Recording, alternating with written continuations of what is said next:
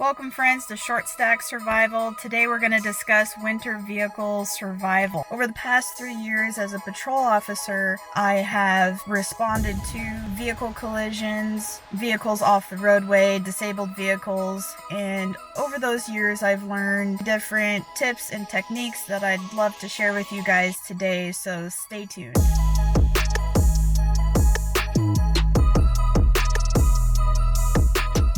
One of the first preventative measures I would recommend is have a plan. As a first responder, you'd be surprised how often we got calls of people who needed our assistance but did not know where they were at. So I definitely would familiarize yourself with your area where you plan to travel. Let friends, family know where you're going and what route you plan on taking. That way, if you don't show up on time, then first responders have a general idea of where they can begin looking for you. Most officers will cite you for driving too fast for the conditions if you find yourself off the roadway and into the ditch. Now, this may seem unfair to some, but in reality there are hundreds of other vehicles on the roadway that are capable of staying on the roadway, and something you were doing made it to where you couldn't achieve that same result. So knowing your vehicle and how it performs in the winter and making sure that you do not exceed the capability of your vehicle during the winter is critical. Most of the time, if you find yourself in a pickle in the winter, it's probably user error and you could have done something to prevent it. Not trying to do the blame game, but just being realistic here, guys. You want to make sure that you're driving appropriately for the conditions. So if it's snowing and raining out, if it's dark and stormy and visibility is really low and the roads are super slick, that's definitely not a time that you want to do the posted speed limit. You want to slow your speed, and that way you can control your vehicle better. Another preventative measure I would highly recommend is dress appropriately for the weather. If it's super cold out, rainy, make sure you're wearing clothes that will assist you in those conditions. So in the back here you see we've got Frog Tog, rain gear, a decent pair of gloves, the Yak Track. I don't know what you call these really. They just go on your boots and they provide you with traction. We also have a jacket there, camping blanket, so you don't want to find yourself in that situation where you're having to dig yourself out in flip-flops, shorts, and a t-shirt. Even if you don't want to wear these items, having them in your vehicle is critical. You don't want to get frostbite or hypothermia. Just something to keep you warm and dry while you try to get your vehicle out. Perhaps the battery is dead and you can't get the vehicle to start, you will not have your heater to keep you warm. Make sure you're keeping up on your vehicle maintenance, your oil changes, making sure your wiper blades are new and not streaking so you have good visibility, ensuring that you have good tire life remaining, that your battery is in good condition.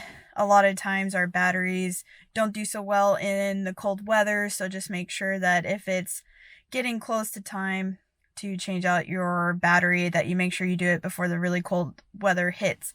Preventative maintenance always trumps any gear that you might have that can get you out of a sticky situation. So the number one piece of gear that I would not want to be without during winter is first aid. So in my kit, I like to have a quick clot gauze, a bandage here, hyphen chest seals, and a tourniquet here. As you can see, medical is critical, and when you need it fast, and always have a kit ready to go in your vehicle. Another item I wouldn't want to be without is a blanket, hand warmers, anything that can keep your body heat in. Most likely you will be working outside, and if you're anything like me, your hands will go numb pretty quickly. Having an extra blanket to keep warm may be the difference between keeping your fingers and toes or not. You may be stranded for a long time and exerting a lot of energy, so you'll want to have some provisions on hand that can help you keep your energy up. Dehydration is a big issue in the winter because we may not realize or have the instinct to hydrate due to the cold weather. If you have life-saving medication that you regularly take, make sure you have at least a day's worth with you in case you're stranded overnight. Just keep in mind, water will freeze, so try to use an insulated container of some sort. Communication is a huge advantage. Cell phone that's working and fully charged. Don't rely on the vehicle to be able to charge that for you. Also, having just like a little radio here and then a Garmin InReach satellite communicator that you can use in case you're out of range. Many people have been stranded in their vehicle with no way to communicate that they need help. Sometimes as a patrol officer, it was just pure luck that we noticed them in a snowstorm, especially if they were in a white vehicle in a ditch full of snow. And if the vehicle lights are off because the battery is dead or whatever the case may be, sometimes we have a very difficult time locating a vehicle that's off the roadway. So now it may just be because I'm a patrol officer. I'm very used to having road flares in my vehicle, lots of them, but I definitely feel like road flares are a critical item to have with you during the winter time. So you can also use emergency triangles, but it just depends on how much space you have in the vehicle and what you want to use. You can also use an orange emergency vest like this one here as a signaling device. That way you can communicate to others that a vehicle is off the roadway. Police, fire, EMS use flares, so people are trained to slow down and look when they see them for potential dangers or a collision scene. Especially in winter, even if you get a tow truck en route, they may have a difficult time locating you. Like I mentioned before, a white car in a whiteout snowstorm in a ditch, extremely difficult to see from roadway. There are other devices, but road flares are tried and true. One of the other items I highly recommend is a battery jump pack. I know I'm showing you jumper cables. I spoke to my mechanic and he said that those battery packs don't typically work super well with diesel trucks. When the battery's dead, it's pretty darn dead. For normal everyday cars, I think one of those small jump packs would do a great job. Make sure to fully charge the jump packs. They can also be used to charge a cell phone if the car battery dies. But jumper cables are nice, but it requires another vehicle to assist, so hopefully somebody would stop for me if my battery died. But until there's a piece of gear that can jumpstart a dual battery diesel like mine, or if you guys know of an item like that, let me know in the comments below, because I haven't found one yet, but that would be really cool to have. I would prefer to have that over these, but this is what I have so far. Another important issue to address in the winter is traction. For both you and your vehicle, you want to improve traction. So here we have premium tire chains. You can buy these at your Les Schwab. For you as a human, you want to also improve your traction. So these are called Yak Tracks. They're just traction assistant devices that you can put on your boots, and that way you won't slip in the ice. And these are awesome. I use them all the time in the patrol when I had to help people who were stuck in the snow, and I'd throw these on my boots and I'd have excellent traction. You could even run around in the icy conditions and you would definitely not slip. So I can personally attest to these bad boys here. If you really want to go all out, you could get these X-Bowl. They're these traction boards that you could drive over and help you with traction, obviously. And if for some reason you don't have money for any of those, you could use a tarp, lay it over the snow, and perhaps it'd give you some traction. A carpet, old piece of carpet, maybe even kitty litter, sand. You don't have to go all out and buy this specialty gear. You can also use this to lie down in when you're working on the vehicle in wet or snowy conditions, and that way you don't get soaked through. But this would kind of be a last ditch effort. I definitely recommend these other items, but just something to consider to keep in your vehicle. Another item I couldn't live without in the winter is a shovel, and in my opinion, specifically a winter shovel. You can also use the old military fold-up shovel, but they don't work as efficiently. Or just a regular shovel. If you have one on hand, you don't have to go out and buy specialty items. These are just more convenient for having in your vehicle because they're compact and foldable. So the idea behind a winter shovel, if you don't already know, is if you can clear the path in front and behind of your tires, you can usually rock the vehicle back and forth to get momentum to get out. Once you do, please, for the love of God, do not stop. Keep going.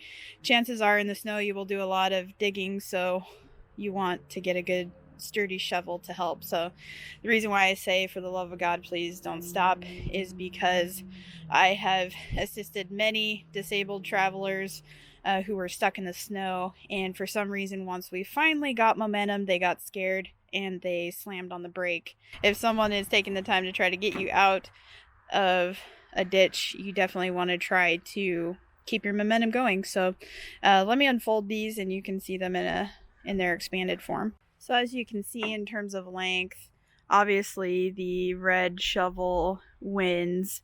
It does take up more space when it's even in its folded form, but you're definitely going to have more capability with this longer shovel. Plus, this one is made specifically for the snow, so you're going to have a deeper edge here for scooping up the snow, and then also the shape of the blade meant for snow, whereas this here, I still love these shovels, which is why I keep them in my vehicle, but much shorter handle. But this one's more for, I would say, dirt work, that sort of thing. You can also chop wood with it if you absolutely had to, but just having some sort oh my gosh, I can't say it, just having some sort of shovel on hand, I think is a critical winter survival item for your vehicle, because there's really nothing that replaces the simple shovel. Especially if you're trying to move a lot of snow, people tend to overexert themselves in the cold weather, and if you can have a tool that helps you be more efficient, then definitely want to do that. Another item or set of items that I wouldn't want to be without is a basic toolkit, or at the very least, a good multi-tool is a great place to start. So most multi-tools have a set of pliers and a decent knife in them. There has been more than one occasion where someone slid off the roadway and got their axle tangled up in a barbed wire or some other type of synthetic rope. But if that person had even just a simple knife or a pair of pliers, they would have been able to cut themselves free, but they were stuck for several hours until I actually noticed them off the side of the road, and they had said several other police cars had driven by and hadn't stopped for them, but I think it was due to the fact that they were in a white car in the ditch and their lights were not on, not visible from the roadway. I don't know how I ended up seeing them, but I did, and I was able to assist them. But anyway, if they had just had a few basic tools, they wouldn't have had to wait so long for assistance. They could have taken care of the situation themselves, and it's thankfully I had stopped for them. If they hadn't, only God knows how long they would have been there by themselves and just wishing and hoping for a knife, or a pair of pliers. So in the winter, you tend to slide much further off the roadway than you would in non-slick conditions, so you do end up hitting and getting tangled up in barbed wire and fences and stuff, and so that can be a real mess. But here's just an example of a multi-tool. This is a Leatherman squirt. It's from my pocket. It's the one I carry, but honestly, even this would have probably saved the day. There's a pair of pliers in here and a knife. I would probably recommend a little bit bigger, more sturdy Leatherman, but I honestly think we could have taken care of that situation with this one. But if you can afford it, or just kind of piece tools out one at a time, I would definitely recommend a toolkit like this one, and that way your capabilities are greater. So let's open these up and let's take a look at them. Okay, just real quick, here's the Leatherman kind of opened up. As you can see, there's pliers, there's wire cutters down in there, and there's also a knife. So even this teeny tiny $30 some Leatherman might save your days some days. So but here's the tool bag. I actually had made one fully kitted out for my truck, and then I ended up giving it to my significant other. So I started from scratch and am kind of slowly adding back the tools that I find useful as I go along. So you might wonder, why do you need a hammer? This one, you'd be surprised how often in a collision or any situation where maybe something's sticking into the tire, and that's all you need to do is just hammer that out of the way so you can freely move. Otherwise, if you kept driving, the tire would get sliced. So just having something literally that you can bang something out. Oh my god. But yeah, just hammer your way out of it would be helpful. Also some spare clamps for hoses and things. I've got lots of different more tools and items in here, but I've got metric and standard here, tool, screwdriver, pliers, that sort of thing, and tapes and things. So lots more items in there, but I just kind of wanted to give you like a quick overview of the items that I find critical to have on me in my truck. Last but certainly not least are tire tools, repair kits, that sort of thing. So while issues with tires do tend to happen much more frequently in the summer, at least in my experience, you still may find yourself having to change out a tire during the winter. So having these tools on hand will help you speed up the process. So one thing to remember is, if you have aftermarket wheels like I do, you'll want to have the appropriate lug wrench size. So the standard lug wrench that comes with your vehicle when you originally bought it will most likely not work with aftermarket wheels. Also, a lot of times tires go flat, so just having a little 12-volt kit here, they're not terribly expensive just to put air back in your tire. On that note, also make sure that you're checking the pressures, the air pressure in your spare tire. I've assisted several disabled motorists who needed to change their tire, but when we got their spare tire out, it was completely flat and there was no air compressor that they had with them. Luckily, we were able to get it aired up, but if they had been doing that tire change by themselves, they wouldn't have been able to accomplish that. And then, speaking of tire repair, this here is just a really cheap slime tire tackle kit with valve caps and other tools for repairing the tire, and then also a nice digital air gauge. I like those personally, but and then these are kind of like a specialty item. They're very expensive in my opinion, but if you break the valve stem on your tire,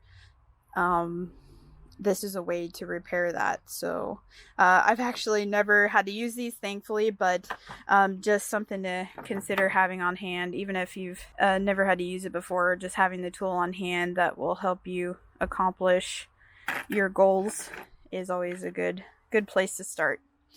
So anyway, tire tools, very critical items to have with you this winter. So this was my top 10 items that you should have in your vehicle for winter. But what I really want to know is, what do you guys think? Did I forget anything from the list? Is there anything that you guys have personally found that was super helpful to have in your vehicle during the winter time? Let me know in the comments below. Like, share, and subscribe if you enjoyed the video, and I'll see you guys in the next video.